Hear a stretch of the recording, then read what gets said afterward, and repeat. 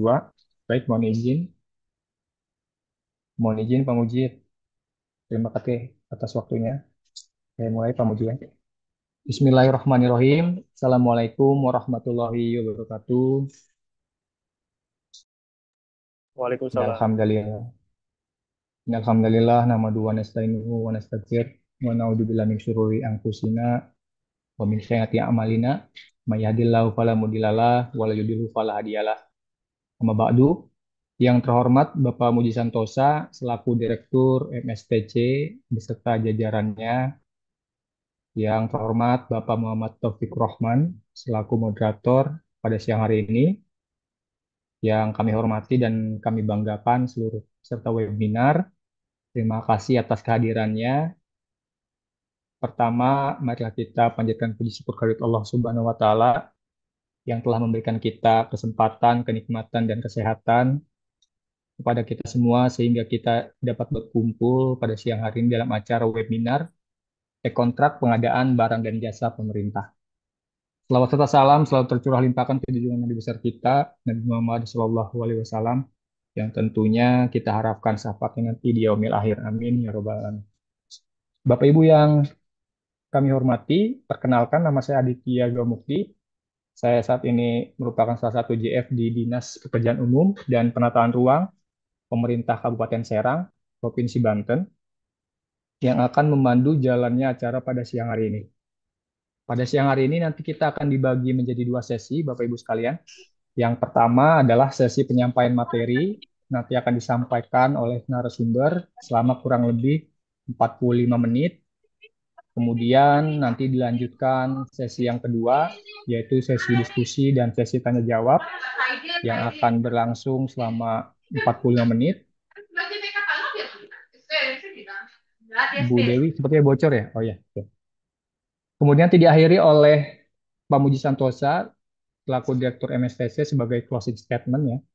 Sekaligus nanti peserta diharapkan mengisi daftar hadir untuk pencetakan sertifikat. Nah, ini yang sangat penting, jangan sampai terlupakan Bapak Ibu sekalian.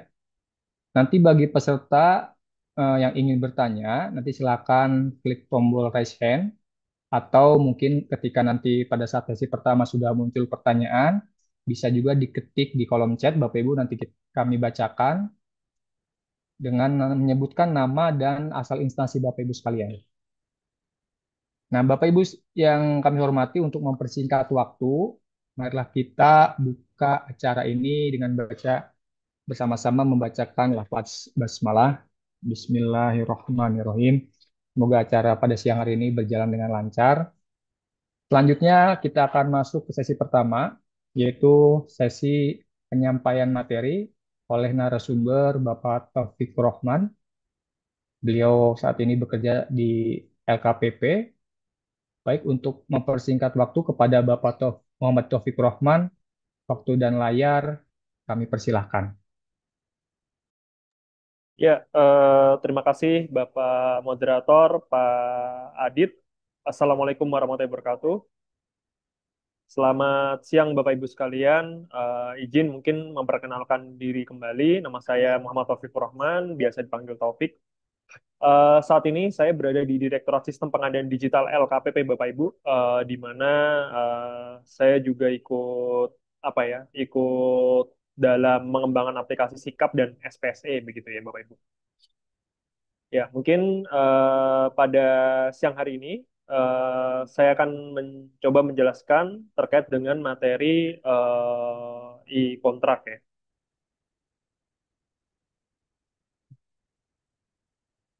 Sebentar, saya setting. Oke.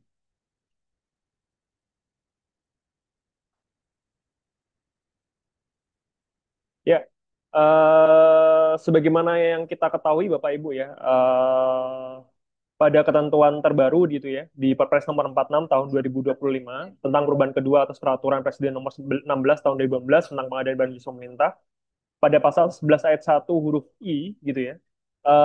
Di situ disebutkan PPK dalam pengadaan barang jasa sebagaimana dimaksud dalam pasal 8 huruf C itu memiliki tugas yaitu adalah menginput e-kontrak dan mengendalikan kontrak. Jadi kalau yang sebelumnya Bapak Ibu di Perpres 16 yang perubahan pertama gitu ya.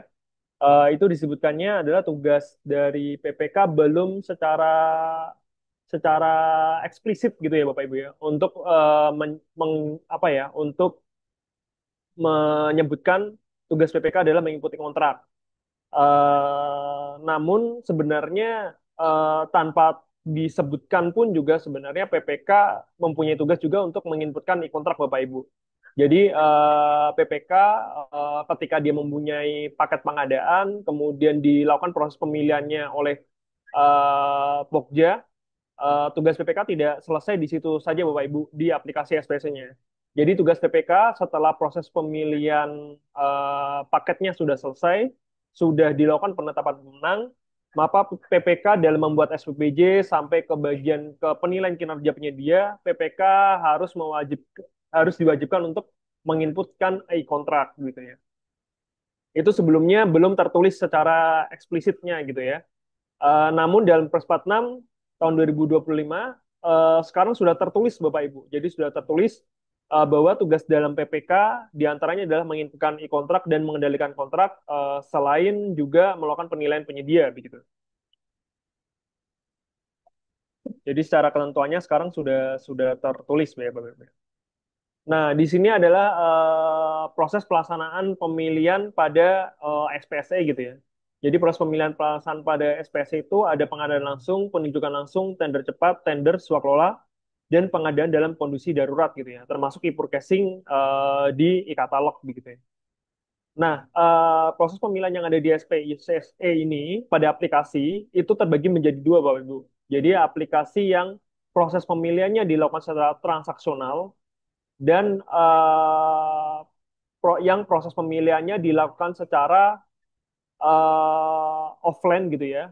Namun pencatatannya harus dilakukan secara online gitu ya. Harus dilakukan menggunakan aplikasi SPSE begitu ya. Di antaranya di sini yang pertama ada pengadaan langsung. Pengadaan langsung itu proses pengadaannya dilakukan secara transaksional. Artinya pemilihannya itu harus dilakukan secara transaksional. Adapun yang pencatatan, kalau dulu sebelum Perpres 46 itu diperbolehkan Bapak Ibu, nilainya berapapun diperbolehkan. Namun dengan lahirnya Perpres 46, maka untuk pengadaan langsung, khususnya untuk pengadaan barang, pekerjaan konstruksi dan jasa lainnya, itu boleh dilakukan pencatatan hanya sampai 50 juta. Ya. Jadi 0 sampai 50 juta itu masih boleh dilakukan pencatatan Bapak Ibu. Namun jika nilainya di atas 50 juta, itu pengadaan langsung harus dilakukan secara transaksional di SPSE begitu. Termasuk juga jasa konsultasi. Jasa konsultasi berdasarkan Perpres 46, berapapun nilainya, itu harus dilaksanakan prosesnya secara transaksional di SPSE. Ini sudah berlaku sejak diundangkannya Perpres 46, Bapak Ibu. Cuman memang kalau misalkan kita coba di SPSE, belum ada validasi di secara sistem ya. Namun itu kan hanya menunggu pengembangan gitu ya. Namun secara ketentuannya ini sudah berlaku Bapak Ibu untuk yang pengadaan langsung. Kemudian selanjutnya penunjukan langsung. Penunjukan langsung ini prosesnya bisa dua Bapak Ibu, yaitu adalah transaksional dan pencatatan. Jadi kalau misalkan catatan nasional tadi ya, jadi seluruh proses pemilihannya itu harus dilakukan menggunakan SPSE gitu ya. Jadi sudah tidak boleh dilakukan secara offline gitu ya. Nah, di dalam ketentuan terbaru di Perpres 46 gitu ya, fitur penunjukan langsung ini yang sebelumnya itu prakualifikasi itu ya. Penunjukan langsung sekarang metodenya adalah pasca kualifikasi semua gitu Bapak Ibu. Jadi sudah tidak ada penunjukan langsung prakualifikasi. Jadi metodenya adalah pasca kualifikasi semua. Sehingga penunjukan langsung ini harus sifatnya transaksional gitu ya. Namun setelah Perpres 46 itu dari LKWP juga menerbitkan SE SE1 ya, SE1 2025 di mana yang mengatur proses peralihan gitu ya.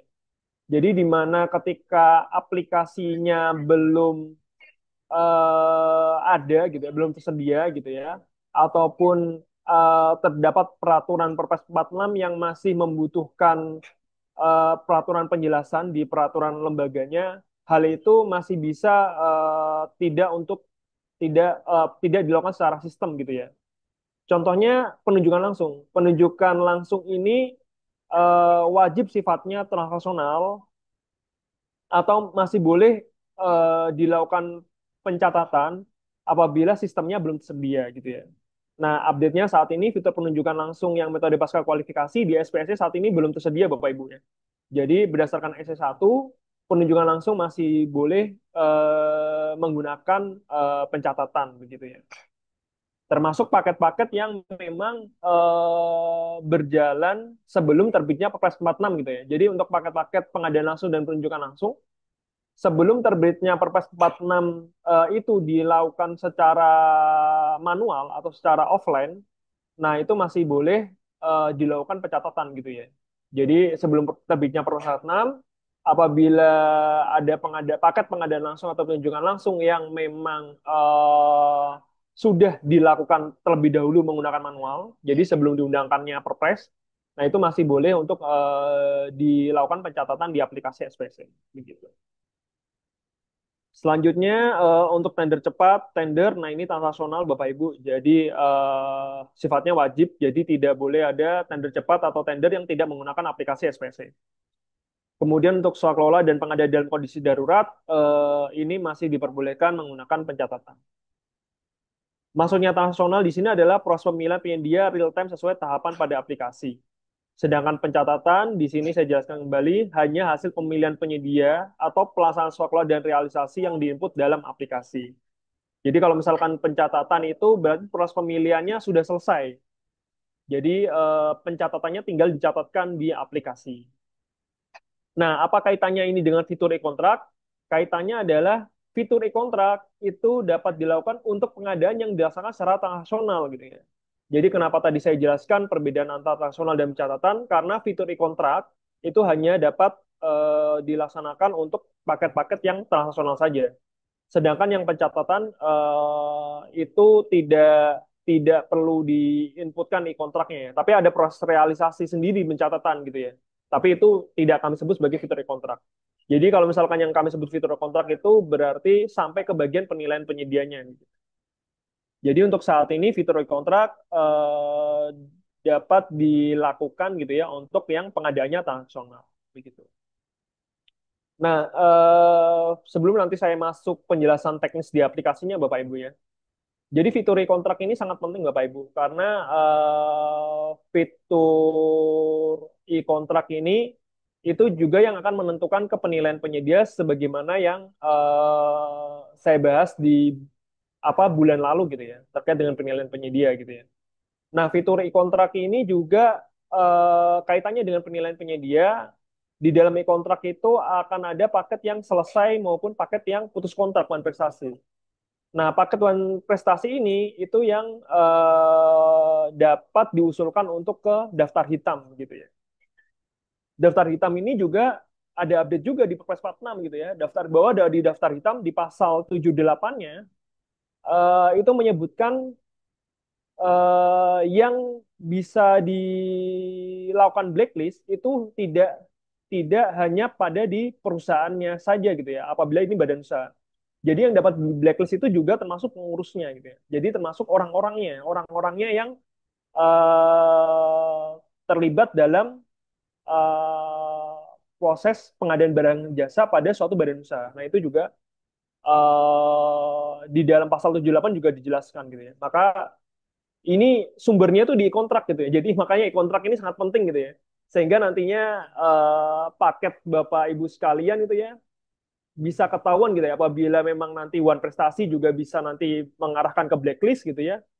Kemudian apabila proses pengadaannya bagus itu juga akan menjadi profiling penilaian penyedia gitu ya. Jadi jantungnya ini ada di dalam e-kontrak.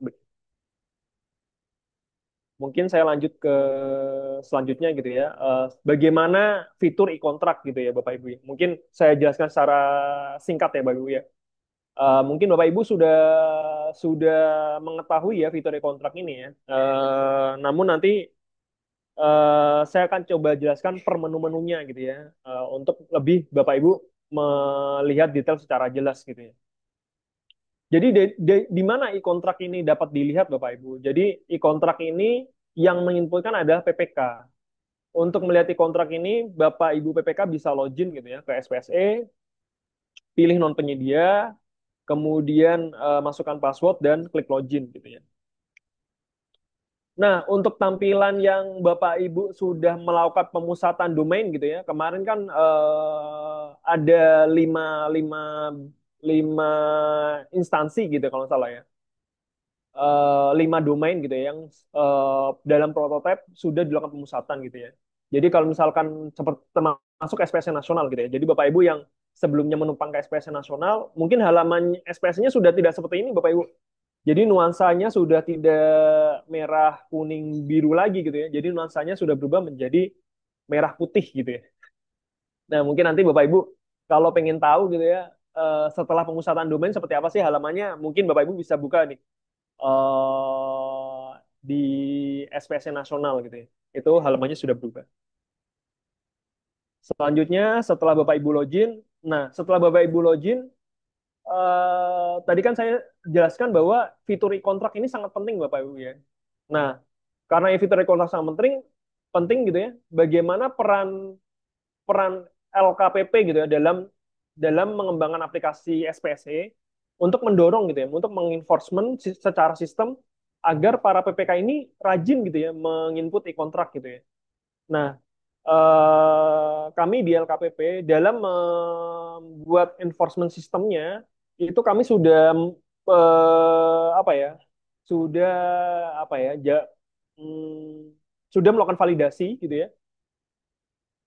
Ketika eh, sudah setelah dilakukan penetapan pemenang gitu ya, atau misalkan eh, di sini juga ada notifinya gitu ya. PPK wajib melengkapi data kontrak maksimal 30 hari kalender setelah penandatangan kontrak berakhir. Untuk tanda cepat setelah upload dokumen penawaran. Apabila data kontrak tidak dilengkapi, maka PPK tidak dapat membuat paket baru gitu ya. Jadi enforcement-nya sudah di sini Bapak Ibu. Jadi ketika setelah Bapak Ibu proses pemilihan penetapan sudah dilakukan penetapan pemenang, kemudian Bapak Ibu dalam waktu 30 hari tidak menginputkan kontrak, maka PPK tidak tidak bisa membuat paket baru gitu ya. Jadi enforcement sistemnya sudah di sini gitu ya. Nah, lantas kenapa e-kontrak ini masih banyak yang belum diinputkan Bapak Ibu? Karena e-kontrak ini masih mencegah sampai ke bagian surat perjanjian gitu ya. Jadi PPK akan dapat menginputkan e-kontrak kalau e-kontraknya sudah diinput sampai surat perjanjian, tidak sampai ke penilaian penyedia gitu. Kenapa tidak sampai penilaian penyedia? Ya karena tidak semua kontrak itu apa ya? Tidak semua kontrak itu prosesnya akan selesai di tahun anggaran tersebut gitu ya. Contoh, kontrak konstruksi. Kontrak konstruksi itu tidak sampai ke PHO saja gitu ya. Tapi ada juga namanya FHO juga gitu ya. Nah, ketika FHO kita bicara dengan namanya paket pemeliharaan gitu ya. Nah, ketika pemeliharaan maka artinya kontraknya bisa jalan di luar tahun anggaran tersebut gitu ya untuk pemeliharaannya. Nah, itu adalah beberapa salah satu contohnya gitu ya. Jadi untuk saat ini sampai ke bagian surat perjanjian gitu ya. Sehingga masih banyak PPK yang belum menginputkan e-kontrak begitu. Nah, selanjutnya di sini juga ada penjelasan gitu ya. Victory Contract akan aktif jika sudah memasukkan tahapan SPBJ dan sudah melewati tahapan upload dokumen penawaran untuk tender cepat. Pokja Pemilihan sudah menetapkan dan mengumumkan pemenang. Kemudian seluruh sanggah sudah dijawab oleh Pokja Pemilihan dan seluruh jawaban sanggah salah atau ditolak. Nah, jika sudah memenuhi empat hal ini, Bapak Ibu, maka e-kontrak akan aktif gitu ya. Ini contoh gitu ya. Contoh nomor satu ini adalah e-kontraknya sudah aktif gitu ya, Bapak Ibu. Mungkin saya coba spotlight ya biar kelihatan. Nah, ya ini adalah contoh ya, e-kontraknya sudah aktif seperti ini. Tapi kalau misalkan masih tanda seru seperti ini, Bapak Ibu, maka mungkin belum memenuhi keempat kriteria ini gitu ya. Nah, tapi kan ada juga gitu ya, bagaimana kalau misalkan e-kontraknya paket proses pemilihannya sudah penetapan pemenang, namun penyediaannya tidak jadi gitu ya, tidak jadi SPBBJ, atau misalkan paketnya tidak tidak ini ya, tidak jadi dikerjakan gitu ya. Proses pemilihannya udah selesai tapi paketnya tidak dikerjakan, tidak jadi dikerjakan. Nah, kalau misalkan tidak jadi dikerjakan, sebaiknya dipilih batal gitu ya. Jadi sehingga kalau misalkan batal ini e-kontraknya tidak perlu diisi gitu ya. Kenapa hari ini penting? Karena kalau kita mengacak kepada ITKP ya, ITKP 2020 sampai 2024 gitu ya, ITKP itu kepanjangannya Indeks Tata Kelola Pengadaan gitu. Di mana ITKP ini eh, ter- adalah penilaian penilaian RB, jadi penilaian RB yang diampu oleh LKPP, di mana di salah satu penilaiannya ada penilaian e-kontrak gitu ya.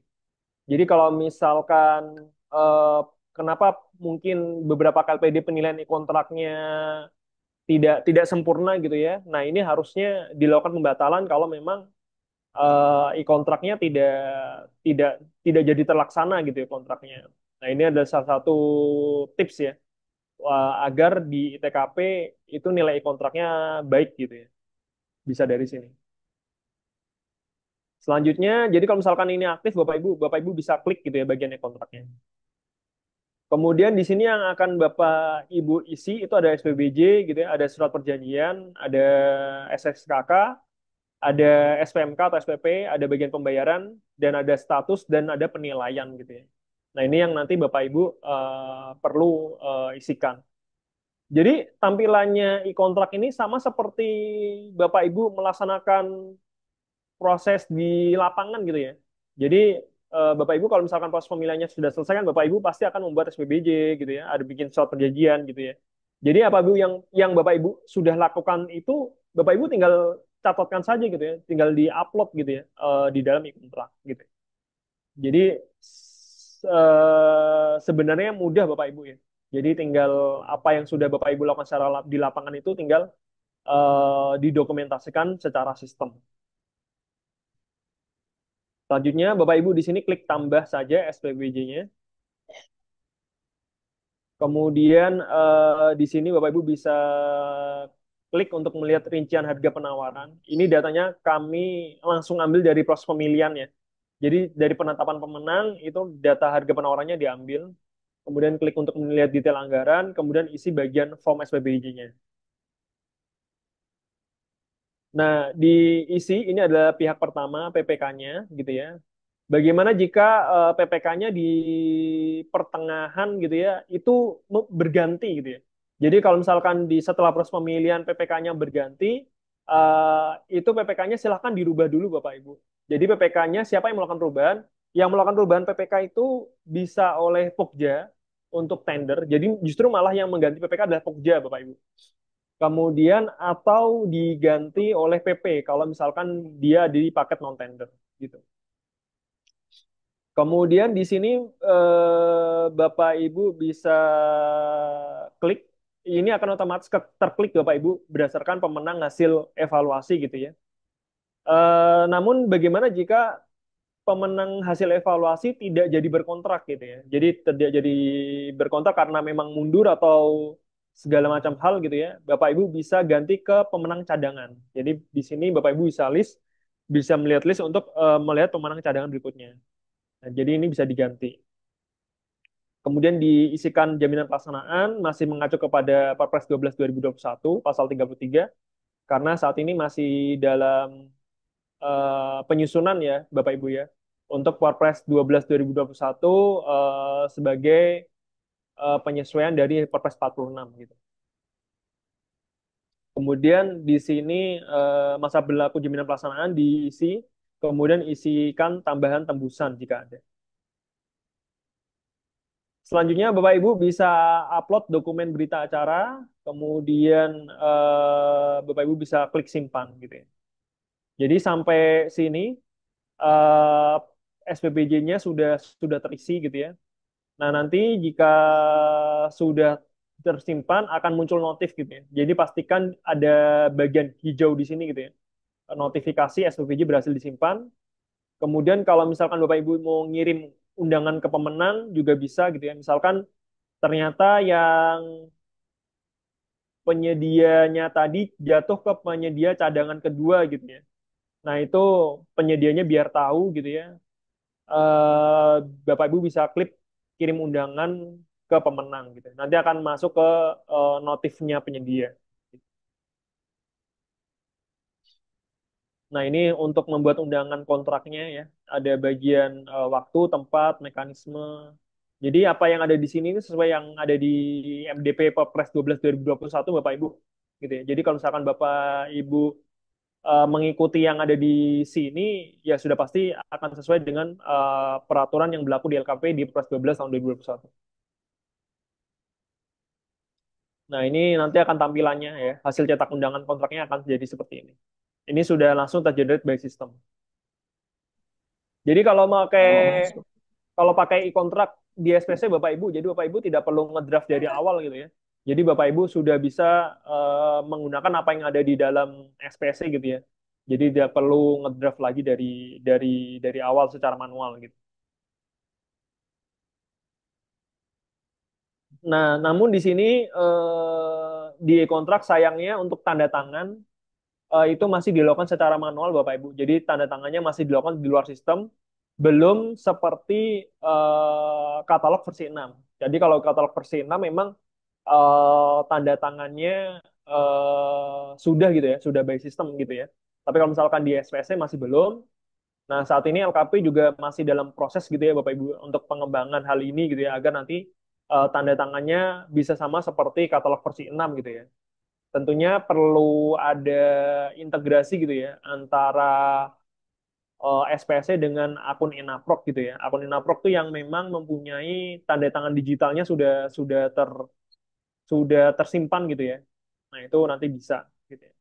Jadi apa-apa nanti di kontrak sudah menggunakan tanda tangan digital gitu ya, sudah tidak manual lagi. Jadi jika sudah dikirim undangannya itu nanti akan ada muncul notif gitu ya, notif undangan berhasil dikirim.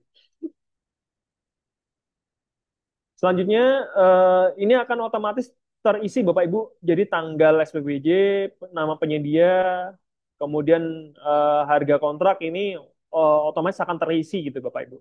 Nah, selanjutnya Bapak Ibu akan menginput ke bagian surat perjanjian ya. Untuk menginput surat perjanjian, Bapak Ibu bisa klik bagian kontrak. Nah, di bagian kontrak sendiri nanti Bapak Ibu tinggal melengkapi aja form kontraknya. Itu ada lingkup pekerjaan, nomor surat perjanjian, tanggal surat perjanjian, dan kota surat perjanjian. Nomornya mengikuti ya. Jadi kalau misalkan Bapak Ibu sudah buat versi manualnya gitu ya, surat perjanjian, nah nanti nomor surat perjanjiannya tidak beda ya Bu Ibu ya. Jadi tinggal di sini dimasukkan aja nomor surat perjanjian yang sudah Bapak Ibu buat secara manual. Kemudian dilengkapi pihak pertama, kemudian pihak kedua. Apabila ada KSO-nya, ya, jika paket ini KSO, Bapak Ibu bisa tambahkan KSO-nya gitu ya, yaitu siapa gitu ya.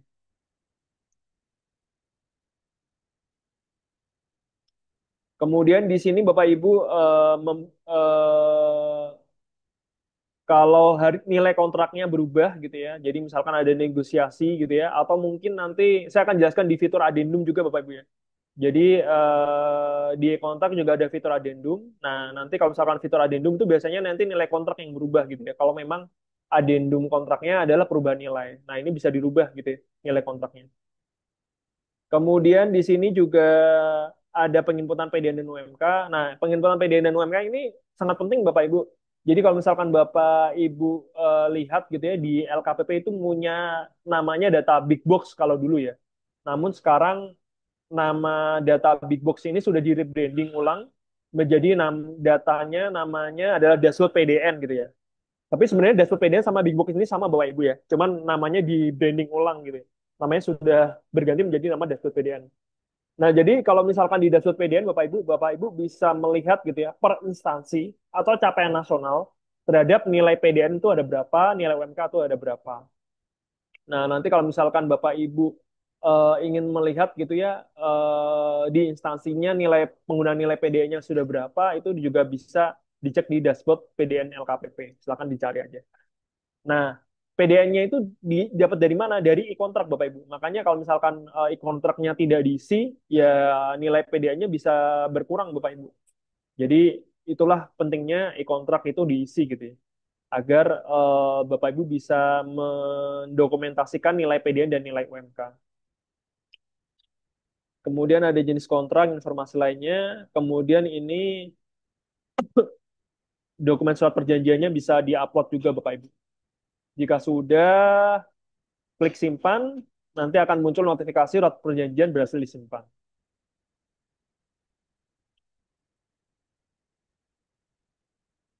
Nah, di sini Bapak Ibu bisa juga mencetak gitu ya, mencetak surat perjanjian. Jadi kalau misalkan hasil cetakan dari e-kontrak itu nanti akan keluar template-nya Bapak Ibu. Jadi yang tadi Bapak Ibu sudah inputkan itu akan generate by system akan jadi dokumen PDF gitu ya. Nah, nanti kalau misalkan sudah, nanti tinggal diupload. Jadi ini cetak itu nanti untuk ditandatangan Bapak Ibu secara manual gitu ya. Para pihak menandatangan secara manual, kemudian nanti diupload gitu ya. Kemudian diklik simpan. Itu sudah di bagian surat perjanjian, kemudian di bagian SSKK gitu ya.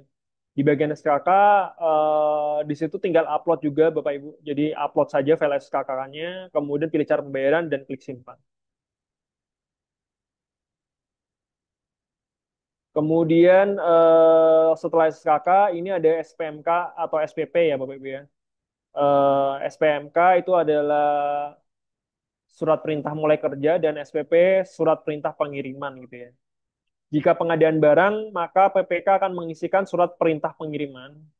Jika pengadaan selain barang, konstruksi, konsultasi, dan jasa lainnya, maka PPK mengisikan SPMK atau surat perintah mulai kerja. Jadi ini beda istilah saja Bapak Ibu ya. Jadi kalau misalkan tadi ya, kalau misalkan SPP itu hanya untuk pengadaan barang gitu ya, sedangkan di luar pengadaan barang itu menggunakan SPMK begitu. Contohnya di sini saya pakai klik SPP gitu ya, jadi klik buat SPP-nya. Nah, kemudian di sini ada nomor SPMK, ada tanggal PSPMK, nomor surat perjanjian, tanggal mulai kerja, waktu penyelesaian, dan tanggal selesai pekerjaan. Gitu ya. Nah, sayangnya Bapak Ibu di sini ada faktor penting gitu ya untuk kita melihat e-kontrak ini selesai pekerjaannya kapan gitu ya. Nah, sayangnya yang ada tanggal selesai pekerjaan itu baru SPP gitu ya. Di SPMK belum ada inputan tanggal selesai pekerjaan. Nah, ini sedang pengembangan juga Bapak Ibu. Agar di dalam SPMK juga ada inputan tanggal selesai pekerjaan. Kenapa hal ini penting Bapak Ibu? Karena ini nanti juga akan kami pakai untuk validasi penilaian kinerja penyedia gitu ya. Jadi bisa saja untuk kita mewajibkan penggunaan e-kontrak dan penilaian kinerja penyedia bisa saja juga dari tanggal selesai pekerjaan. Contohnya kita batasin 30 hari. 30 hari dari tanggal selesai pekerjaan itu, apabila PPK tidak melakukan penilaian, maka PPK tidak dapat menginput, tidak dapat membuat paket baru gitu ya. Nah, itu juga nanti kita bisa validasi dari tanggal selesai pekerjaan. Nah, maka tanggal selesai pekerjaan ini nanti akan sangat penting gitu ya. Begitu kurang lebihnya. Dan apabila tanggal selesai pekerjaan ternyata emang bergeser, nah itu sebaiknya PPK melakukan addendum kontrak gitu ya. Jadi melakukan addendum kontrak dan menggeser tanggal selesai pekerjaan. Itu bisa dilakukan di SPC-nya, Bapak Ibu. Jadi saat ini di sistem juga bisa dilakukan addendum kontrak untuk merubah tanggal selesai pekerjaan. Jika sudah, Bapak Ibu, silakan dilengkapi gitu ya isian pihak keduanya juga. Kemudian pilih simpan, nanti akan muncul notifikasi SPP berhasil disimpan. Di sini Bapak Ibu juga ada tombol gitu ya untuk melihat rincian barang. Kemudian di sini Bapak Ibu dapat diisi sesuai dengan kebutuhan pengiriman gitu ya. Kemudian Bapak Ibu pilih simpan jika sudah sesuai gitu ya. Kemudian di sini Bapak Ibu bisa cetak gitu ya SPP-nya. Kemudian kalau misalkan Bapak Ibu tidak menggunakan template yang dari LKP juga nggak apa-apa Bapak Ibu ya. Jadi Bapak Ibu sudah buat semua nih ya secara manual gitu ya. Nah itu Bapak Ibu tidak perlu melakukan bagian keempat ini gitu ya. Jadi Bapak Ibu tinggal langsung upload saja gitu ya. Tapi Bapak Ibu kalau misalkan menggunakan template L dari LKPP, nah itu bisa menggunakan yang bagian keempat ini. Itu nanti otomatis generate by system gitu ya. Namun jika memang tidak juga nggak apa-apa gitu ya, upload. Kenapa nomor 4 ini perlu dicetak dulu ya? Karena memang tanda tangannya perlu dilakukan dulu secara manual Bapak Ibu ya. Belum tergenerate by system gitu untuk tanda tangannya. Nah, jika sudah ditandatangani secara manual, di sini di bagian nomor 5 tinggal di-upload, kemudian klik simpan gitu ya. Jika sudah selesai, Bapak Ibu bisa klik kembali. Sampai sini pengisian SPMK dan SPP udah selesai Bapak Ibu. Selanjutnya di bagian pembayaran, Bapak Ibu bisa klik, kemudian di sini akan ada informasi BAST dan BAP. Kemudian Bapak Ibu bisa isi lengkapi dulu pihak pertama, pihak keduanya. Kemudian Bapak Ibu bisa lengkapi isian BAST dan lengkapi isian BAP-nya gitu ya. Nah, jika sudah selesai, maka Bapak Ibu bisa bisa klik simpan, nanti akan informasi notifikasi pembayaran berhasil disimpan gitu. Kemudian untuk yang pengembangan saat ini, untuk khusus paket pekerjaan konstruksi, Bapak Ibu, di sini nanti akan ada informasi PHO dan FHO gitu ya. Jadi kalau misalkan BAST-nya ini ada FHO-nya, nanti Bapak Ibu akan ada pilihan, Bapak Ibu pilih ini adalah PHO gitu ya. Jadi nanti untuk yang PHO FHO ini Bapak Ibu akan bisa melengkapi pembayarannya kembali jika sudah sudah adanya FHO gitu ya. Biasanya kan kalau misalkan jaminan pemeliharaan itu kan ada 5% ya Bapak Ibu ya. Jadi nanti kalau misalkan pemeliharaannya sudah selesai gitu ya, Bapak Ibu bisa update ke FHO, kemudian dibayarkan tadi 5% dari jaminan jaminan pemeliharaan. Nah, sepertinya di paparan ini belum ada keterangannya ya PHO FHO. Nah, ini Bapak Ibu nanti bisa coba kalau misalkan pekerjaannya konstruksi. Di sini nanti Bapak Ibu juga isi progres fisiknya gitu ya. Nah, sehingga nanti total progres pekerjaannya 100% gitu ya. Nah, isian BAST, BAEP ini tergantung dari tadi ya jenis pembayarannya. Apakah itu pembayarannya adalah lamsam gitu ya, atau sekaligus atau termin gitu ya. Misalkan pembayarannya ada untuk jasa konsultasi termin gitu ya. Kalau konsultasi kan biasanya dibayar per bulan gitu ya. Jadi terminnya misalkan ada 12 ya. Berarti di sini Bapak Ibu bikin BAST BAP-nya 12 kali gitu ya. Jadi setiap terminnya Bapak Ibu buat gitu ya BAST dan BAP-nya. Nah, sampai sini Bapak Ibu, sampai sini nanti yang perlu diisi adalah di bagian status gitu ya. Nah, status ini nanti akan ada status ini akan dipilih ketika paket pekerjaannya sudah selesai Bapak Ibu. Nah, nanti kalau misalkan paket pekerjaannya ternyata di tengah pekerjaan itu ada addendum gitu ya, Bapak Ibu bisa klik untuk addendum kontrak gitu ya. Jadi Bapak Ibu klik addendum kontrak, kemudian apakah Anda yakin melakukan addendum kontrak, maka klik ya gitu ya. Nah, nanti di sini Bapak Ibu inputkan gitu ya, alasan melakukan addendum kontrak itu apa. Kemudian jika sudah, Bapak Ibu klik checklist konfirmasinya gitu ya, bahwa saya yakin untuk melakukan addendum kontrak gitu ya. Jika sudah, klik OK. Nah, nanti akan muncul seperti ini Bapak Ibu. Jadi ketika Bapak Ibu klik addendum kontrak gitu ya, maka Bapak Ibu bisa melakukan perubahan dari surat perjanjian. Ya. Kalau SPBJ sudah nggak bisa dirubah lagi Bapak Ibu. Jadi Bapak Ibu sudah melakukan perubahan di surat perjanjian atau di SSKK-nya, SPMK-nya atau pembayarannya juga bisa dirubah gitu Bapak Ibu. Jadi Bapak Ibu bisa melakukan perubahan. Misalkan adendumnya ruang lingkup pekerjaannya ditambah gitu.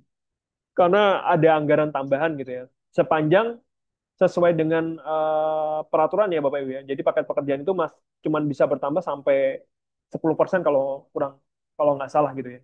Jadi sesuai dengan peraturan di Perlem 12 ya Bapak Ibu.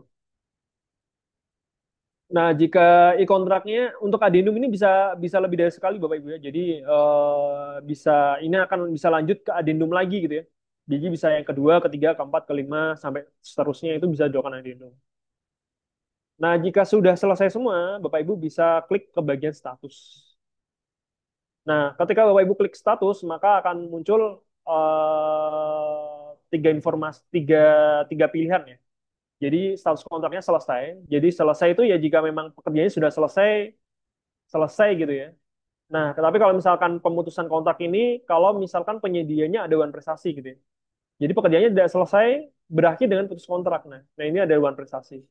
Nah, tadi yang saya singgung di awal terkait daftar hitam, pemutusan kontrak ini akan menyebabkan otomatis penilaian penyedia itu akan nilainya nol gitu ya. Sebagaimana yang diatur di dalam Perlem 4 tahun 2021 gitu ya.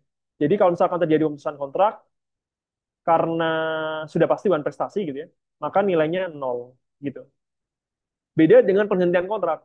Kalau penghentian kontrak ini itu dikarenakan force majeure. Jadi kalau force majeure itu Bapak Ibu bisa pilih di penghentian kontrak. Nanti ketika Bapak Ibu pilih penghentian kontrak itu nanti akan ada alasannya gitu ya. Penghentian kontraknya dikarenakan apa gitu ya. Ya yang di sini yang ingin saya tekankan Bapak Ibu jangan jangan salah gitu ya. Paketnya terjadi karena force majeure tapi Bapak Ibu pilihnya pemutusan kontrak ya. Karena itu nanti akan berakibat ke penyedianya akan dinilai otomatis nol gitu ya. Jadi kalau misalkan force majeure Bapak Ibu pilihnya di penghentian kontrak gitu ya. Kalau penghentian kontrak itu nanti penyedianya tetap dinilai Bapak Ibu. Jadi tetap dilakukan penilaian penyedia di sikapnya oleh Bapak Ibu, oleh para PPK tentunya gitu ya. Nah, kalau misalkan ini sudah selesai, Bapak Ibu bisa klik selesai saja gitu ya. Kalau tidak terjadi pemutusan atau penghentian kontrak.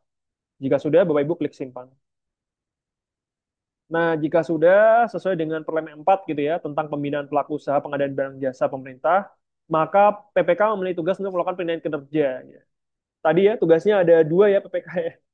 Kalau secara sistem tadi ya, khususnya ada dua, yaitu yang pertama adalah menginput e-kontrak dan melakukan penilaian kinerja. Ini amanatnya sudah ada Bapak Ibu ya. Kemudian kalau misalkan tadi amanat menginput e-kontrak tadi ada di dalam Perpres 46 gitu ya. Tapi kalau amanat penilaian kinerja ada di Perlem 4 ya, tahun 2021. Nah, selanjutnya sampai sini materi e-kontrak sebenarnya sudah selesai Bapak Ibu ya. Namun di sini saya lanjutkan terkait dengan penilaian ya. Mungkin ya saya bahas pintas gitu ya. Sebenarnya bulan lalu sudah saya bahas gitu ya terkait dengan penilaian. eh Ya, langsung saja ke bagian penilaian. Jadi kalau misalkan sudah klik bagian penilaian, itu akan muncul seperti ini Bapak Ibu. Ini adalah halaman penilaian penyedia yang dinilai oleh PPK gitu ya. Kemudian di sini akan diarahkan gitu ya, PPK akan diarahkan ke bagian mana yang harus dinilai gitu ya. Karena ini nanti akan muncul gitu ya, semua penilaian atas penyedia tersebut oleh PPK lain gitu ya. Jadi Bapak Ibu bisa lihat nih, PPK lain menilai penyedia ini berapa gitu ya, sebagai referensi gitu. Jika sudah, Bapak Ibu klik berikan penilaian, kemudian indikator penilaian ini sesuai dengan yang ada di dalam Perlem 4 Bapak Ibu. Jadi ada penilaian secara kualitas, layanan, waktu, dan biaya. Untuk bobotnya juga sesuai dengan Perlem 4 Bapak Ibu ya. Jika sudah, Bapak Ibu klik berikan penilaian. Kemudian di sini Bapak Ibu melakukan penilaian jawaban gitu ya sesuai indikator yang sudah diatur di dalam Perlem 4 gitu ya. Kemudian Bapak Ibu bisa tambahkan komentar gitu ya. Ini sifatnya opsional. Nah, jika sudah Bapak Ibu klik kirim penilaian.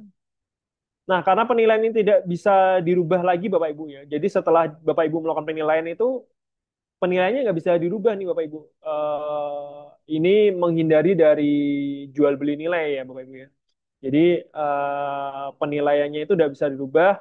Makanya di sini Bapak Ibu harus mengetik kata yakin gitu ya. Sebagai apa? Sebagai Bapak Ibu menghindari dari PPK melakukan salah klik gitu ya. Salah klik atau tidak tidak sengaja atau tidak sadar gitu ya. Makanya di sini diperlukan ketik kata yakin gitu ya. Jika sudah maka klik simpan. Jadi hurufnya harus harus sama Bapak Ibu. Jadi ini untuk memvalidasi agar tidak terjadi kesalahan oleh PPK dalam mereka melakukan salah nilai. Jika sudah klik simpan. Nah, maka akan masuk nilainya.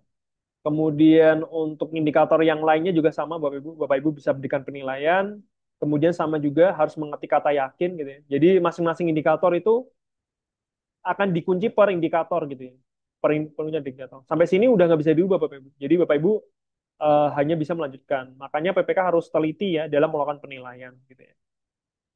Kemudian di penilaian selanjutnya juga sama, mengetik kata yakin, kemudian klik simpan. Kemudian untuk biaya juga sama, Bapak Ibu klik ketik yakin, kemudian simpan. Jika sudah, maka selesai, maka total penilaian oleh PPK akan langsung muncul. Nah, sampai sini materi kontrak sudah selesai Bapak Ibu ya, termasuk penilaian juga.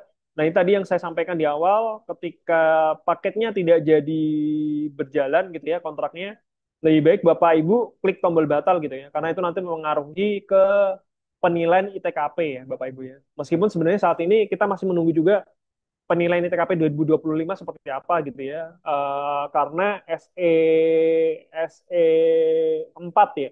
SE 4 tahun 2021 yang mengatur terkait ITKP itu hanya mengatur sampai 2024 gitu ya. Jadi untuk ITKP 2025 harusnya ada pembaruan gitu ya. Harus adanya pembaruan penilaian ITKP, saat ini kita masih menunggu Bapak Ibu ya. Namun kalau misalkan mengingat sekarang sudah pertengahan tahun ya Bapak Ibu ya, mungkin bisa jadi penilaian untuk kurs 2025 itu masih sama seperti TKP 2024 ya Bapak Ibu. Jadi makanya kita tetap perlu melakukan pengecekan di e-kontrak gitu ya. Jadi kalau memang e-kontraknya tidak berjalan, ya lebih baik diklik tender batal saja. Kalau dilakukan seperti ini, maka e-kontraknya tidak tidak akan dihitung gitu ya Bapak Ibu. Nah, di sini akan ada alasan tender batalnya ya, karena apa? Jika sudah pilihnya. Nah, di sini akan muncul tender batal, maka e-kontraknya tidak perlu diisi. Ya, kurang lebih seperti itu Bapak Ibu. Bapak Ibu mungkin bisa melakukan pengecekan juga ya video informasi terkait dengan SPSE. Bapak Ibu bisa buka di YouTube IPROK, kemudian FAQ ada di prok.lkp.go.id FAQ. Kemudian ada informasi portal Pengadilan Nasional dan daftar hitam. Ini ada hubungi kami. Kemudian terima kasih Bapak Ibu. Mungkin kita lanjut ke bagian sesi tanya jawab. Silakan saya kembalikan lagi ke Pak Adit. Baik, terima kasih Pak Taufik atas pemaparannya. Luar biasa ya.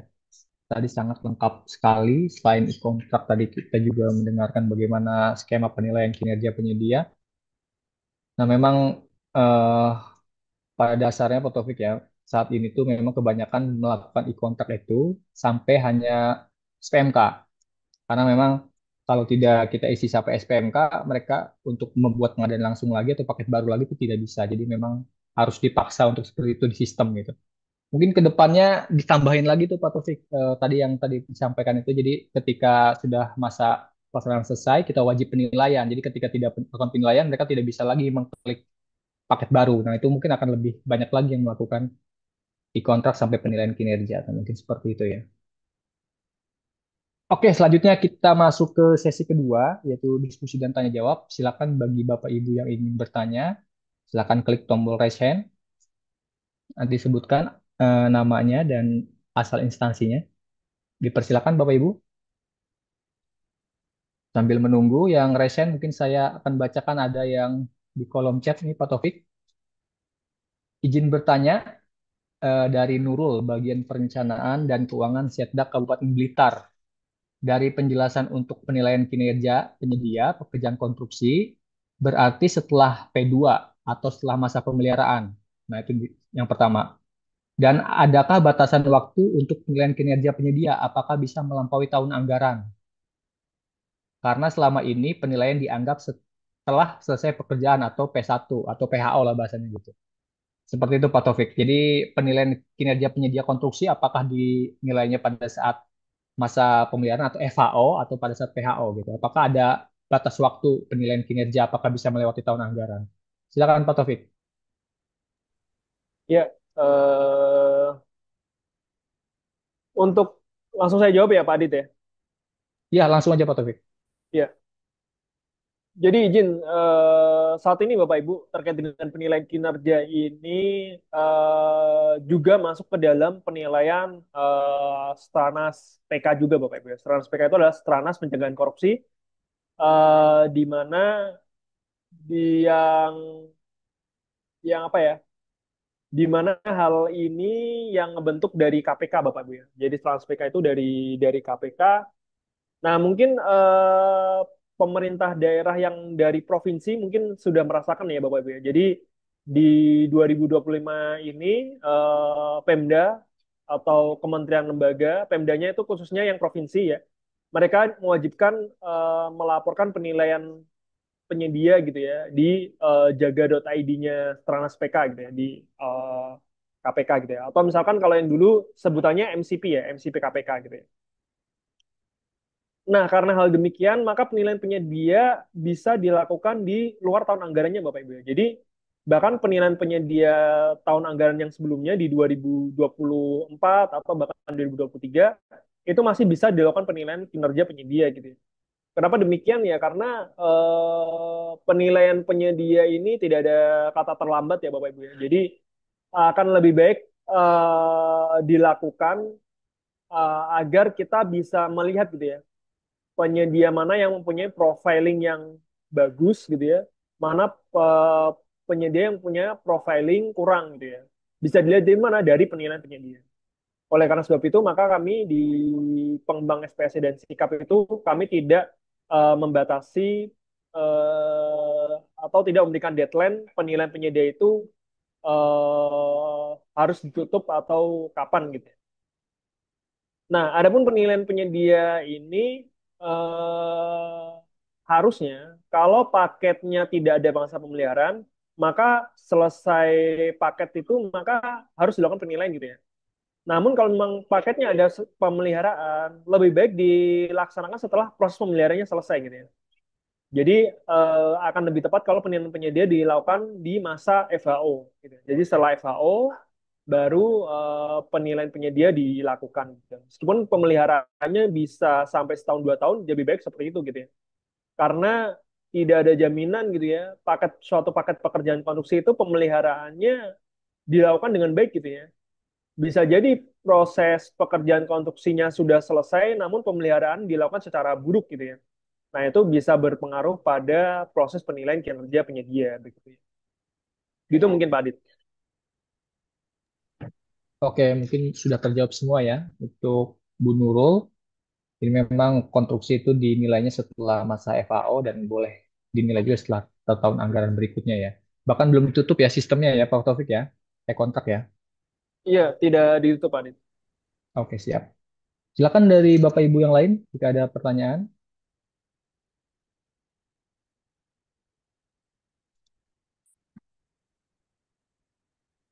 Ya, mungkin sambil menunggu nih untuk mengawali mungkin Pak Taufik biar memancing pertanyaan-pertanyaan berikutnya ya.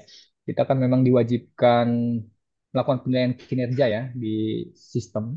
Nah, itu apakah di sistemnya itu ada semacam profiling penyedia, penyedia yang bagus nilainya? Mungkin kayak seperti kalau di swasta atau BUMN itu vendor management system lah. Jadi beberapa penyedia yang peringkat terbaik lah untuk sebagai dasar kita melakukan penunjukan langsung atau pengadaan langsung gitu. Apakah nanti mekanismenya akan arah ke sana gitu Pak Taufik mungkin sedikit saja. Iya, rasanya mekanismenya akan ke arah ke sana, Pak Dit.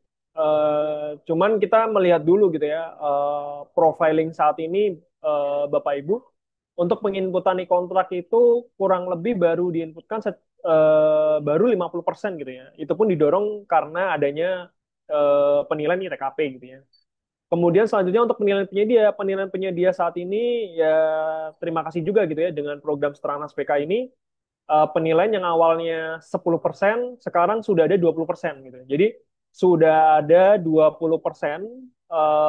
kurang lebih gitu ya dari seluruh paket pengadaan di FPSC yang sudah dilakukan penilaian penyedia.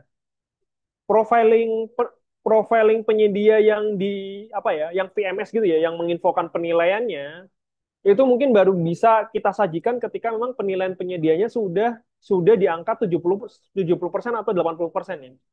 Kenapa demikian? Karena apa? Karena penyedia saat ini itu tidak menggambarkan profiling penyedia secara keseluruhan gitu ya. Karena mereka masih banyak yang belum dilakukan penilaian penyedia. Contoh, misalkan ada penyedia A, penyedia PTA ini dia sudah mengerjakan 10 paket pengadaan pemerintah, sudah selesai gitu ya. Dari 10 paket pengadaan pemerintah itu baru satu yang dilakukan penilaian penyedia. Nah, ternyata penilaian penyedia yang sudah dilakukan itu nilainya adalah sangat baik atau tiga. Nah, apakah benar penyedia ini dikatakan mempunyai profiling yang sangat baik gitu ya? Karena kita baru melihat satu dari 10 penilaian penyedianya. Bisa jadi 9 yang lainnya itu nilainya buruk gitu ya. Jadi ketika 9-nya itu ternyata nilainya buruk kan berarti tidak menggambarkan dari satu per 9, 1/10 ini gitu ya. Termasuk kalau misalkan kebaliknya gitu ya. Dari 10 paket ini ada satu paket yang dinilainya sangat buruk gitu ya. Nilainya nol misalkan. Nah, apakah itu menggambarkan dari 9 paket selanjutnya yang memang belum dilakukan penilaian? Nah, ini harusnya akan akan dikembangkan gitu ya. PMS yang memunculkan penilaian penyedia kalau memang penilaian penyedia ini sudah diinputkan oleh PPK gitu ya. Nah, saat ini masih 20% angkanya, Pak Adit, kurang lebihnya. Jadi masih banyak nih PR-nya untuk para PPK menginputkan e-kontrak, kemudian menginputkan penilaian penyedia. Begitu mungkin, Pak Adit. Siap, siap. Yang lebih sederhana lagi ya pengadaan itu nanti ke arah ke Tapi depannya ya, kalau Pak misalkan Taufik ya. penilaian per paket, Pak Adit, izin saya Hmm? tambahkan. Kalau penilaian per paket, di sini Bapak Ibu bisa lihat di sikap ya. Jadi di sikap itu ada halaman monitor gitu ya. Di monitor itu bisa klik dashboard penilaian penyedia. Nah, kalau misalkan penilaian per paket itu Bapak Ibu bisa lihat dari situ. Itu per instansi. Jadi kita mau melihat raport dari instansi. Jadi instansi mana yang penilaian penyedianya masih masih masih banyak yang belum dilakukan penilaian gitu ya. Gitu. Jadi bisa bisa dilihat dari situ gitu ya. Serang nggak tahu ya, Kabupaten Serang berapa banyak yang sudah dilakukan penilaian ya. Coba LKP dilihat aja Pak Taufik masih ya. masih banyak juga yang belum dilakukan penilaian. Iya, Kurang lebih memang harus ada sanksi ini Pak Taufik, sanksi yang seperti yang tadi itu tidak bisa membuat paket kayak gitu. Itu kan awal-awalnya kita bikin e-kontrak aja agak sulit ya. Jadi ketika kita tidak bisa eh, melakukan paket ya, jadi kita mau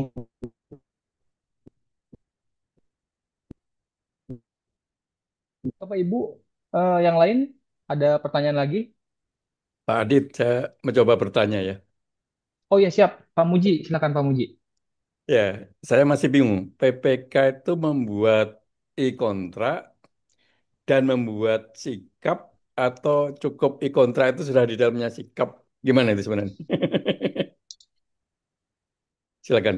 Ya baik, silakan Pak Taufik langsung dijawab. eh iya Pak. Jadi e-kontrak itu dibuat oleh PPK. Kemudian ketika PPK dalam proses pembuatan e-kontrak itu, di bagian terakhir itu ada namanya penilaian. PPK itu membuat e-kontrak di SPSE gitu ya. Memang ini agak agak agak apa ya? Agak loncat gitu ya. Jadi ketika dilakukan bagian e-kontraknya itu PPK menginputannya di SPSE, Bapak Ibu. Kemudian ketika nanti di bagian terakhir yang di bagian penilaian karena kaitannya dengan sikap. Nah, ketika PPK sudah menginfokan ini statusnya sudah selesai gitu ya. Jadi kalau kontraknya sudah diupdate oleh PPK bahwa paket kontraknya ini sudah selesai, maka di bagian penilainya itu PPK akan diarahkan ke halaman sikap agar PPK tadi menginputkan penilaian penyedianya di sikap gitu. Jadi untuk pintu gerbang ke penilaian penyedia ke sikap itu perlu diinputkan di kontrak terlebih dahulu Bapak Ibu ya. Jadi aktornya sama-sama oleh PPK gitu ya.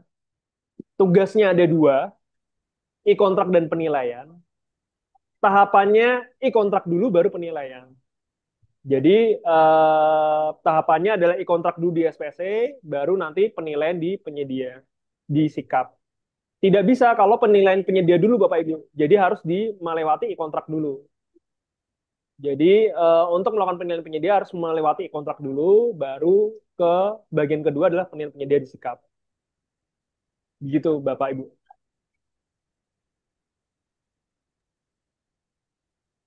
Baik, bagaimana Pak Muji? Oh, jelas mungkin ya Pak ya. Oke, sebentar. Saya lanjutkan lagi ya, Pak Adit ya. Oh ya, Jadi, siap Pak, silakan Pak. ya. Jadi kalau sudah dia nginput e-kontra input sikap ini dugaan saya ya. Untuk tender itu kalau belum input tadi tidak bisa membuat paket. Katanya ya tidak bisa membuat paket ya. Sekarang e-broadcasting. Kalau e-processing Pak tetap bisa buat paket. Nah ini saya ingin klarifikasi aja ke Pak Topik. Apa betul itu? Jadi kalau tender nggak bisa berjalan kalau belum belum ngisi tadi sikap sama e-kontrak ya. Tapi kalau e-processing masih bisa Pak. Nah, saya ingin memastikan aja. Masih itu aja. Baik, silakan Pak Taufik langsung mungkin. Ya, kalau e-broadcasting sistemnya sistemnya masih terpisah, Pak. Izin Pak Muji. Jadi untuk e-broadcasting itu sistemnya masih di katalog gitu ya. Jadi secara validasi khusus di sistem e-broadcasting terhadap e-kontraknya tidak, Pak.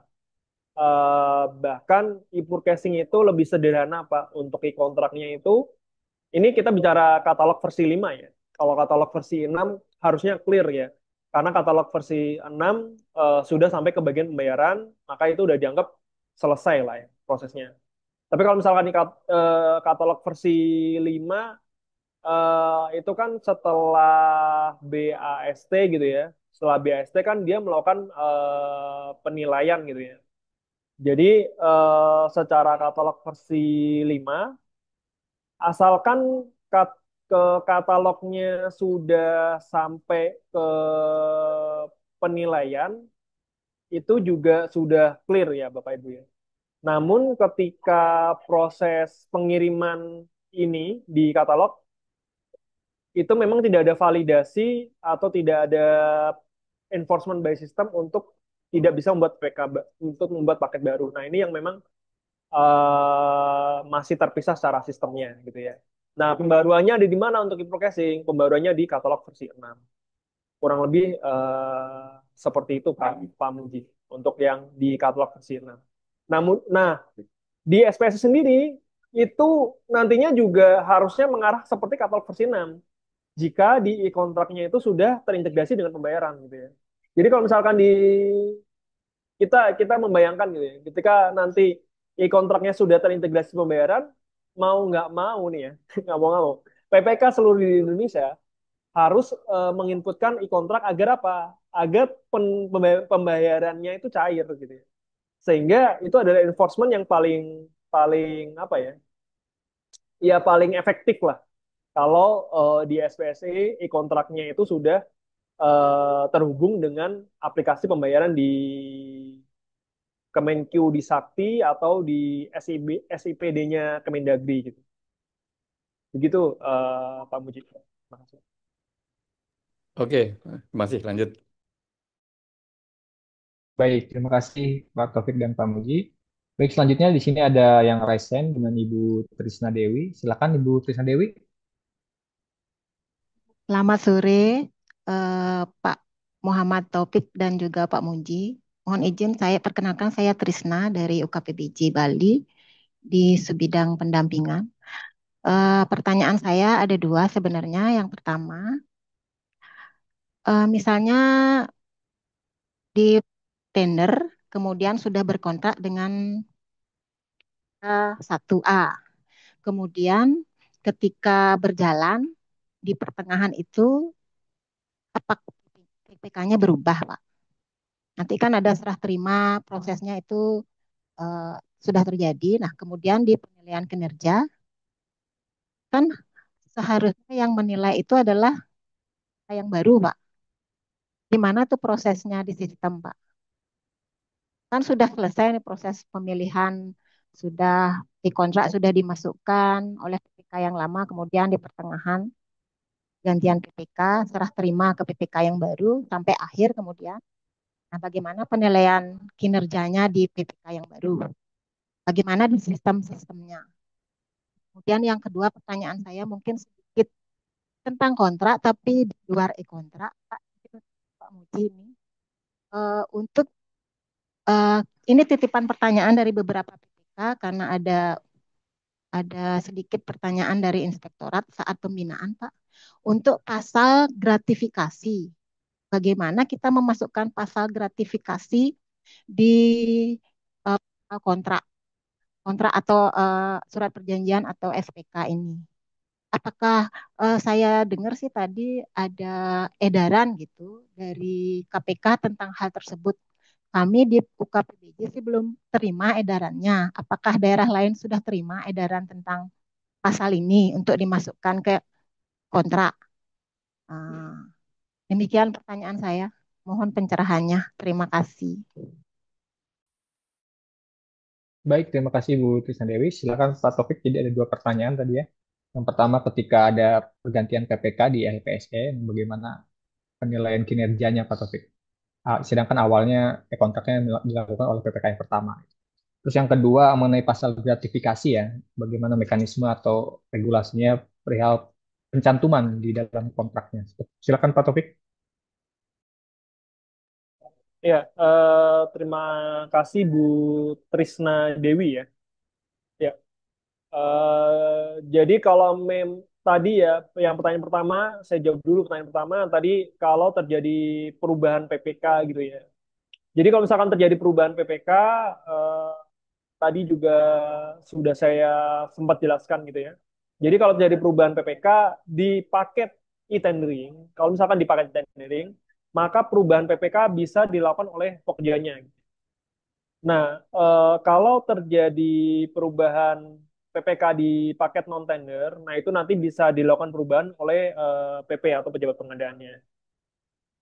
Nah, nanti secara manual bisa saling sharing knowledge, Bu. Jadi PPK-nya misalkan eh, paket pekerjaannya itu sudah 90% dengan PPK lama gitu ya. Jadi 90% sudah dengan PPK lama, kemudian ternyata bagian terakhirnya 10% gitu ya dengan PPK barunya. Tetap yang melakukan penilaian adalah PPK yang terakhir gitu ya. Jadi tetap yang melakukan penilaian penilaian adalah PPK yang baru gitu, PPK yang terakhir. Nah, nanti dari PPK yang lama bisa bisa sharing gitu ya, bisa sharing hasil penilaian selama 90% itu berapa gitu ya. Jadi selama 90% itu penilaiannya berapa? Ini dilakukan secara manual ya Bapak Ibu ya. Kemudian nanti bisa di-sharing diberikan kepada PPK yang baru, nanti PPK yang baru akan melengkapi gitu ya. Kira-kira dari penilaian PPK yang lama itu kalau misalkan di rata-rata dengan hasil 10% yang oleh PPK baru itu berapa. Nah, nanti kalau misalkan PPK-nya sudah dirubah tadi ya oleh Pokja gitu kalau di tendering, nah nanti PPK baru tinggal melakukan penilaian. Harusnya seperti itu. Jadi secara apa ya? Ya secara bagusnya seperti itulah. Jadi PPK yang lama tidak asal tinggal aja gitu. Jadi tetap harus ada sharing penilaian gitu. Karena mungkin yang lama pekerjaannya 90% ada di PPK lama. Soalnya kalau PPK baru asal dilepas aja ya PPK baru bingung juga gitu ya. Bagaimana riwayat dari pekerjaan gini gitu ya. Padahal penilaian itu kan dilakukan sepanjang gitu ya, sepanjang kontrak, bukan di akhir kontraknya saja gitu ya. Tapi secara keseluruhan. Gitu Bu Trisna. Kemudian yang kedua terkait dengan yang KPK ya. Jadi biar nggak miss ya Bapak Ibu ya. Jadi yang saya jelaskan tadi itu adalah terkait dengan serangan SPK untuk penilaian penyedia gitu ya. Namun tadi yang disinggung Bu Trisna adalah terkait dengan pasal pencegahan korupsi gitu ya Bapak Ibu ya. Jadi kalau misalkan yang pasal pencegahan korupsi, saya kurang update Bapak Ibu ya di Strans PK ada atau tidak. Yang saya tahu di Strans PK ada pasal terkait dengan bukan pasal ya, atau ketentuan untuk melakukan penginputan penilaian penyedia gitu ya. Namun kalau misalkan tadi ada pasal terkait dengan korupsi ya, Bu Trisna ya, itu sebenarnya bisa gimana ya di bagian jadi di bagian surat perjanjian Bapak Ibu, itu Bapak Ibu bisa mengupload dokumen lainnya ya. Nah, jadi mungkin dokumen-dokumen lainnya itu Bapak Ibu bisa upload juga gitu ya di bagian surat perjanjian atau di bagian SPBJ-nya gitu ya. Kayak nggak salah di bagian SPBJ gitu ya. Nah, itu ada bagian upload dokumen lainnya. Jadi bisa di-upload di situ Bapak Ibu ya. Agar apa? Agar riwayatnya bisa tersimpan di sistem. Begitu Bu Trisna. Tapi kalau misalkan menu secara khusus di e-kontrak belum ada, Bu Tisna. Terima kasih. Baik, silakan Bu Trisna, ada tanggapan atau tambahan? Mungkin sharing daerah lain atau Pak Muji mungkin apa di daerah lain tuh sudah ada surat edaran untuk memasukkan pasal gratifikasi ke dalam kontrak, Pak. Karena kami ditanya sama PPK karena katanya pembinaan inspektorat ada surat edarannya, padahal kami belum terima. Apa daerah lain sudah menerima surat edaran tersebut ya? Saya Itu, belum Pak. terinfokan. Tapi kalau itu dimasukkan sebenarnya bagian dari fakta integritas. Tapi kalau mau dimasukkan di kontrak juga nggak apa-apa juga. Itu kan memperkuat ya apa integritas para pihak gitu. Nggak apa-apa Bu. Ibu masukkan aja nggak masalah kok juga kalau mau dimasukkan. Sehingga itu apa niat-niat baik kita terpampang jelas lah gitu. Kalau menurut pendapat saya begitu. Jadi nggak usah apakah daerah lain sudah melaksanakan. Kalau ibu memandang bagus di kontrak kan tidak merugikan negara nih, menjadikan lebih baik ya dapat ditulis gitu aja. Begitu Bu, menurut pendapat saya ya. Terima kasih. Siap, siap, Pak. Terima kasih, Pak Muji. Baik, terima kasih Bu Tisa Dewi atas pertanyaannya. Baik, untuk Bapak Ibu yang lain, silakan jika ada pertanyaan, silakan klik tombol raise hand. Di chatting tuh ada Pak Adit.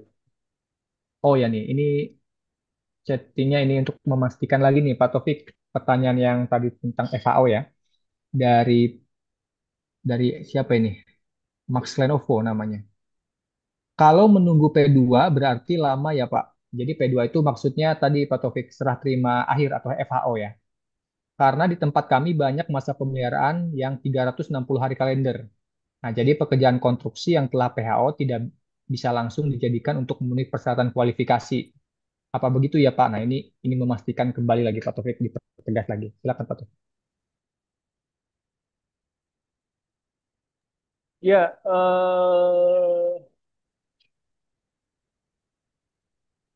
cuman kaitannya seperti apa ya, Pak Adit ya?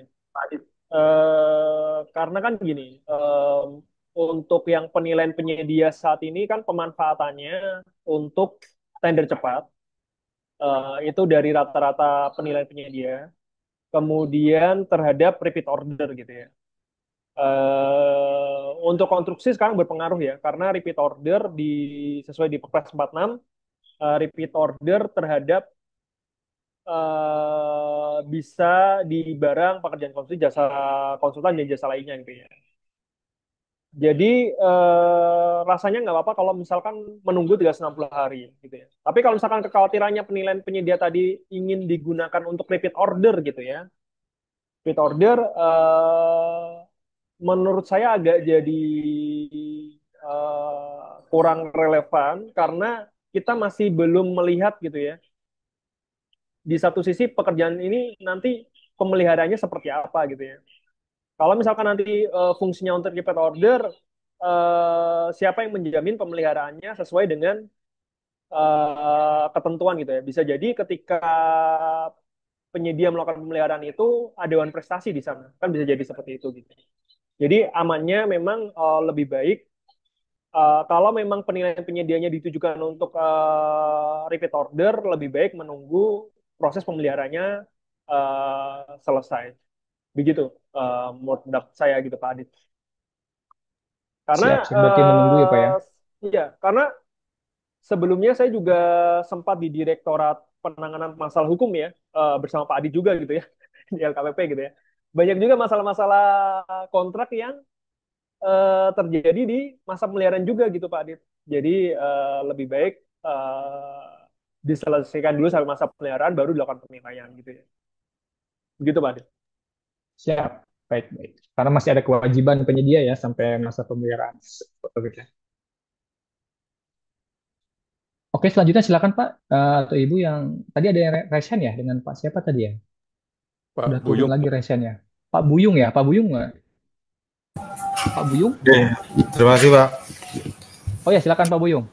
Oke, terkait kewajiban untuk mengupload kontrak di sistem Pak, terutama di LPS itu saya kira tidak terlalu efektif karena misalnya kepentingan dari PPK hanya membutuhkan dokumen SPBJ saja.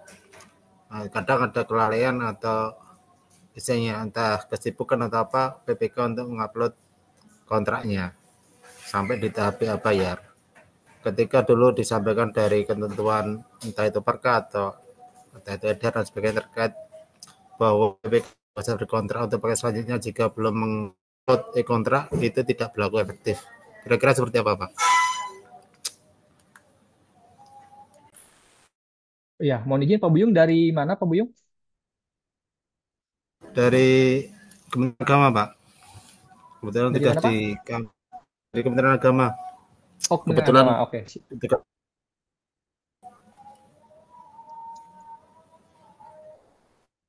Oke, baik. Silakan Pak Taufik. Mungkin Pak Taufik. Ya, terima kasih Pak Buyung.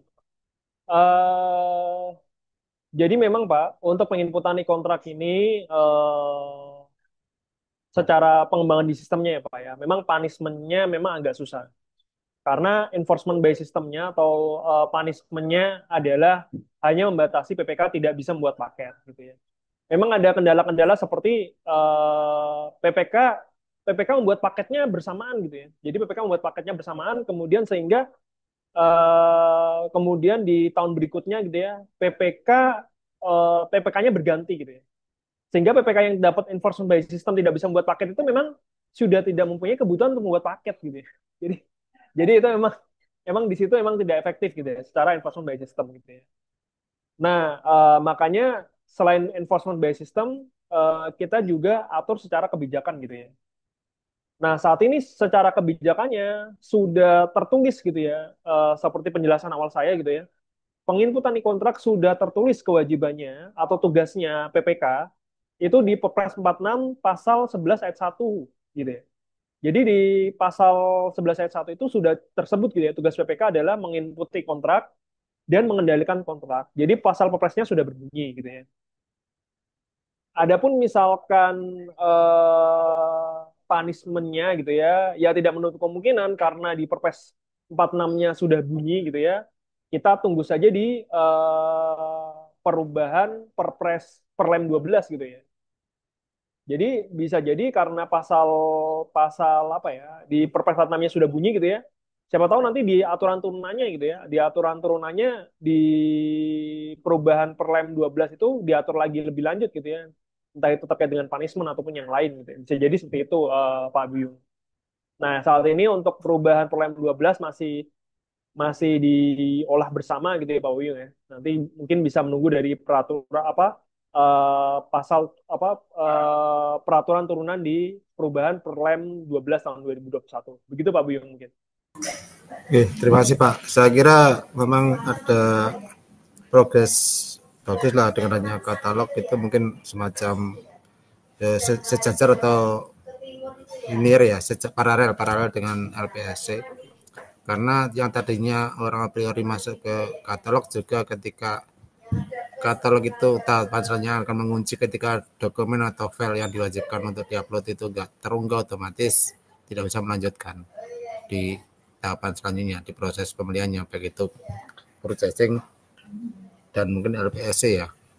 Hanya saja selama ini SPSC itu semacam agak dipandang sebelah mata dari beberapa pelaku pengadaan terutama dari non fungsional karena dianggap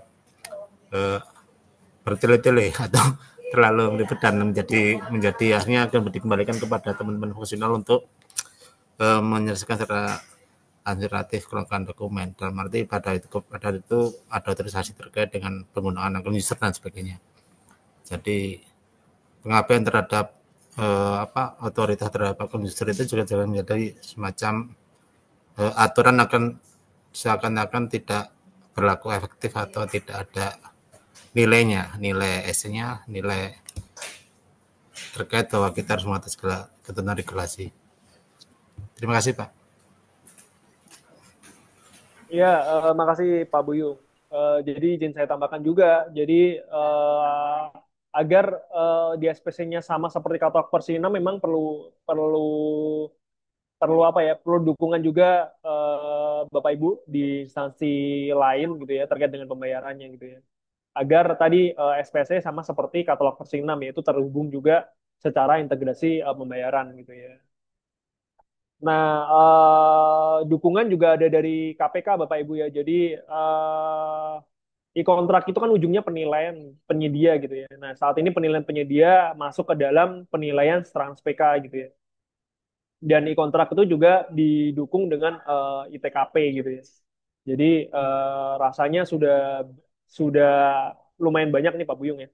Jadi untuk yang penilaian-penilaian selanjutnya apa didukung dengan ITKP dan Trans PK. Begitu Pak Buyung. Terima kasih. Oke, terima kasih Pak. Baik, terima kasih Pak Buyung atas pertanyaannya. Ya Pak Taufik, ini ada pertanyaan di kolom chat mungkin Pak Taufik, ada dua lagi nih ya. Dari Pak Tri Sartono, pertanyaannya diganti dengan adanya jaminan pemeliharaan apa tidak bisa ya? Mungkin bisa diperjelas Pak Tri Sartono ya. Bisa open mic untuk pertanyaannya.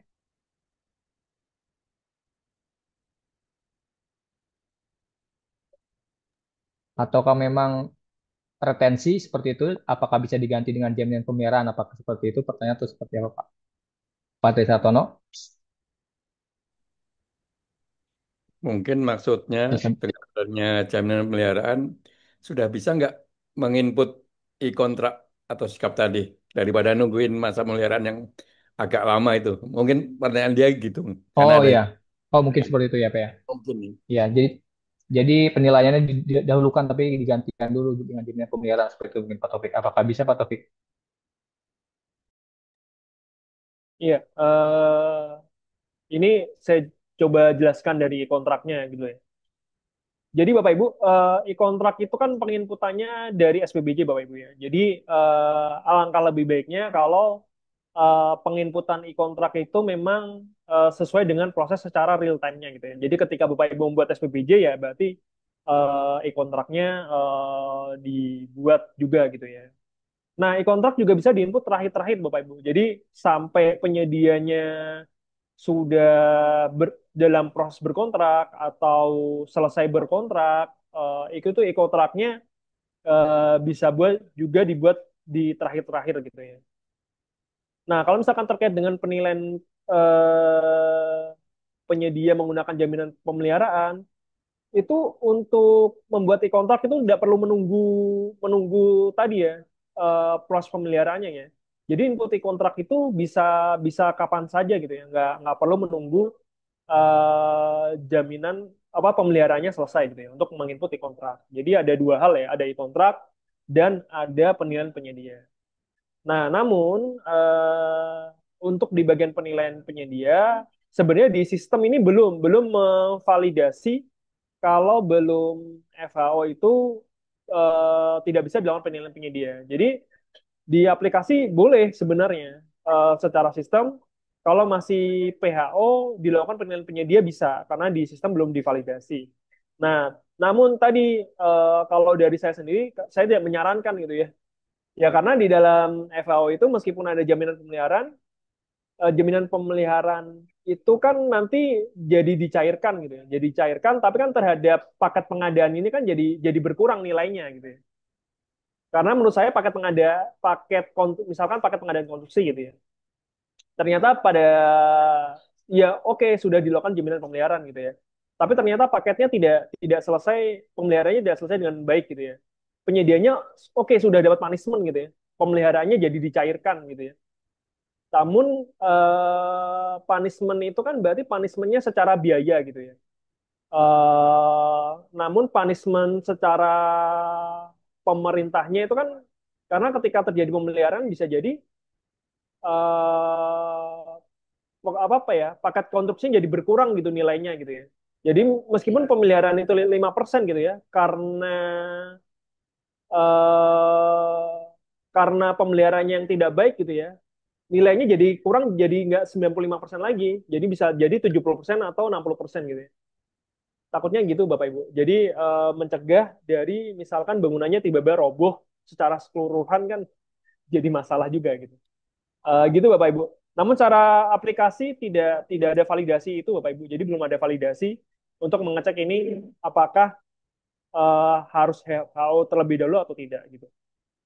Gitu Bapak Ibu. Mudah-mudahan Oke, cukup jelas ya baik. Pak Adit ya. Ya, mungkin sangat jelas Pak Taufik. Untuk mungkin nih yang terakhir ya, dari Ibu Nurul, Kabupaten Blitar, Pak Taufik. Untuk penilaian kinerja penyedia yang manual, apakah untuk formatnya sebaiknya disesuaikan dengan indikator yang ada di sikap, Pak Taufik? Silakan Pak Taufik.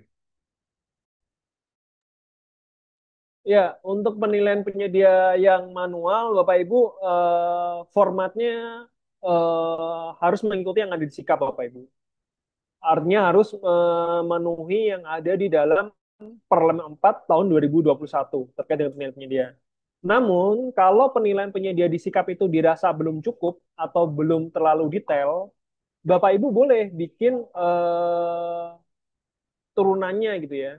Artinya apa? Kalau misalkan di sikap itu kan penilaiannya itu ada 4 penilaian ya. Ada kualitas kuantitas, layanan, biaya, dan waktu gitu ya. Jadi kalau memang mau bikin aturannya lebih detail, itu dapat Bapak Ibu. Namun harus tetap dari 4 kategori ini gitu ya. Jadi harus ada turunan dari indikator tersebut gitu ya Bapak Ibu. Namun tetap ketika nanti Bapak Ibu rumuskan menjadi penilaian di sikap, itu jadi sama sama seperti yang ada di penilaian di Perlem 12 Perlem 4 gitu Bapak Ibu. Jadi kalau mau diturunkan lagi lebih detail nggak apa-apa Bapak Ibu, asalkan tidak merubah apa yang ada di dalam Perlem 4 tahun 2021 terkait dengan penilaian penyedia sikap. Gitu sih, Bu Nurul. Oke, cukup jelas mungkin Pak Taufik. Nah, pengalaman juga waktu ikut ini Pak Taufik, JK4 ya, PPK tipe A itu JK4 di kosan kontrak. Memang pada saat penilaian kinerja, pada saat itu saya mengikuti, beda dengan apa yang ada di Perlem. Jadi memang karena dia konstruksi kompleks ya, jadi penilaiannya memang lebih detail. Kayak misalkan ada dampak lingkungan, dampak sosial, dampak ekonomi itu dimasukkan semua. Memang lebih detail bisa digunakan memang seperti itu ya. Jadi tambahan. Pak Ya Adit, mungkin udah jam. Oh ya silakan Pak Muji. ya, ini kan peran dari PPK tadi ya, melakukan kontrak dan pengendalian kontrak. Ya berarti tugas PPK kan banyak. Bisa nggak PPK dibantu menginputin oleh stafnya atau oleh siapa yang ditugaskan atau oleh Pokja atau gimana nih? Supaya apa? Tugas PPK ini bisa apa? eh, terbagi lah, nggak semuanya kepada PPK. Jadi bisa dibantu lah, apakah staf pendukung atau siapa nih? Bisa nggak menginputnya seperti itu? Ya, silakan. Silakan Pak Taufik. Ya, izin menjawab Pak Mugi. Jadi kalau misalkan secara sistem ya ini kita bicara secara aplikasi terlebih dahulu. Kalau secara aplikasi yang bisa menginputkan e-kontrak itu hanya PPK Bapak Ibu. Jadi secara aplikasinya yang bisa menginputkan itu dengan role access PPK. Jadi role access yang lain itu tidak bisa menginputkan secara di aplikasinya gitu ya. Ya, namun kembali lagi untuk membantu gitu ya menginputkan ya kembali lagi ke PPK-nya gitu ya kalau dia mau apa ya mau sharing akun juga di ya apa ya boleh-boleh saja gitu ya asalkan itu kan nanti kan tergantung dari PPK dengan staffnya gitu ya. Kalau mau sharing akun juga ya dipersilakan gitu ya. Ya, tapi nanti resikonya ada di individu masing-masing gitu ya. Namun secara di aplikasi, role access yang bisa melakukan penginputan kontrak itu ada di PPK gitu ya. Terkait dengan pengendalian kontrak, itu bisa dibantu juga PPK oleh PPTK gitu ya, Bapak Ibu ya. Itu juga diatur di dalam Perlem gitu ya, terkait dengan PPTK sebagai bagian teknis gitu ya untuk membantu PPK dalam eh, apa ya melakukan pengecekan dan review di e-kontrak gitu. Namun tadi untuk yang penginputan, untuk yang pencatatannya saja itu oleh PPK. Begitu Pak Muji. Terima kasih. Oke, terima kasih. Ya baik. Terima kasih Pak Muji atas tambahannya mungkin Pak Taufik. sedikit ya, yang terkait penunjukan langsung tadi memang belum ada ya di sistem ya, karena memang belum tersedia. Sedangkan di Impres ini Pak Taufik, kebetulan di Impres khususnya irigasi, ada percepatan irigasi. Ini ada nilai sekitar 1 triliunan ya. Ini lebih dominan nanti pengadaannya penunjukan langsung dan swaklola. Mungkin nanti mekanismenya offline ya, dengan pencatatan di LPS ya, mungkin seperti itu ya. Soalnya ini lumayan juga Pak Taufik, di Indonesia. Percepatan swasembada pangan ini nilainya signifikan, perubahan di pertengahan tahun ini. Sedangkan pelaksanaan pemilihannya itu tidak menggunakan tender, tapi penunjukan langsung. Karena kan ada pasal baru ya di penunjukan langsung ya, poin A itu ya, program presiden ya. Nah, seperti itu. Mungkin manual ya Pak Taufik ya, pelaksanaannya ya. Iya Pak Adit, sudah dijelaskan juga di SE LKPP ya, nomor 1 tahun 2025 untuk penunjukan langsung pasca kualifikasi yang memang belum tersedia di sistem. Jadi saat ini memang kondisinya belum tersedia Bapak Ibu ya. Itu masih bisa dilakukan pencatatan gitu ya. Jadi bisa dilakukan secara manual terlebih dahulu, kemudian nanti dicatatkan di SPSE. Begitu Pak Adit. Jadi masih bisa. Oke, siap-siap. Ya, karena udah jam 15.31 nih Pak Muji, kita akan eh, tutup acara ini. Namun sebelum menutup acara ini mungkin ada sepatah dua patah sebagai closing statement dari Bapak Muji Santosa. Silakan kepada Bapak Muji Santosa, waktu dan layar kami persilakan. Ya, terima kasih pada Pak Taufik dan Pak Adit.